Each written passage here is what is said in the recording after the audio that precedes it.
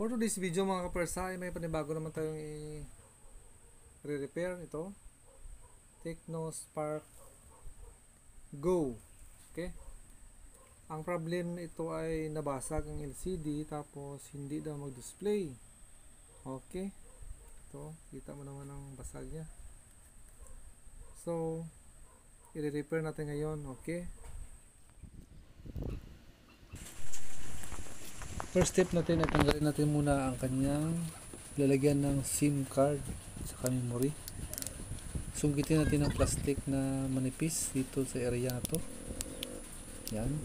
Siyempre, next naman ay tanggalin naman natin ang kanyang kapalibot na ako nito, casing. Okay.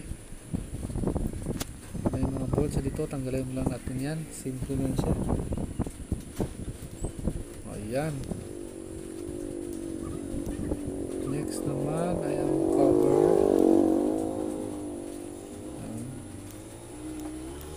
Maulan tayo ngayon dito mga persa. Okay.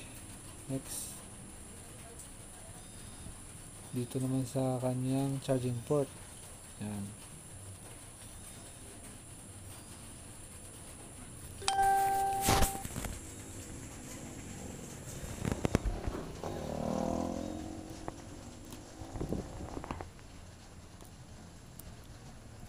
Pagtanggal natin ito, ang next naman ay sa baba. Ayan, sagutin natin na yung tweezer.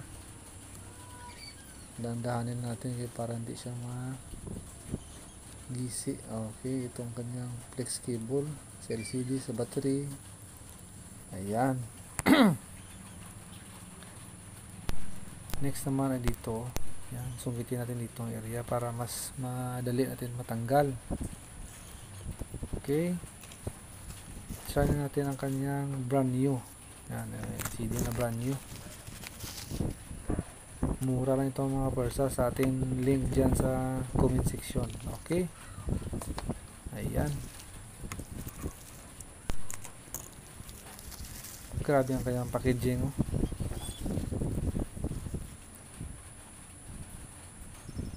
Subukan natin, excited na tayo kung gumagana ba o hindi.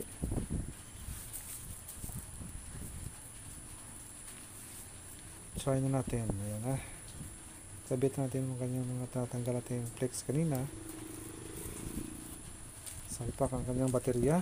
Okay. Ayan na. Maki-try daw kung okay na. Uy, lubat pala ito mga persa. Charge muna natin ng few minutes lang. Few minutes. Ayan. So, i-check natin ulit. Baka walang display ito mga persa. Okay.